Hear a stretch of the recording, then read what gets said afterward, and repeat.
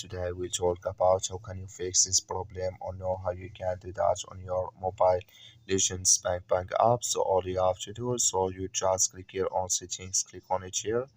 When you just click on settings, it's going to show for you a list like this here.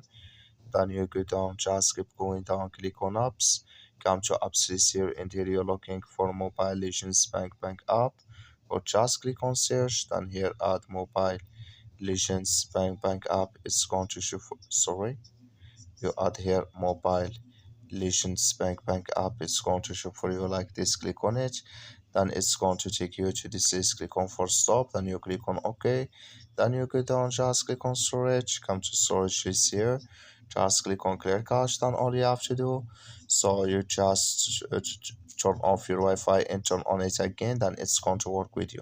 That's all you have to do. Thank you for watching. Don't forget to support us by liking, subscribe.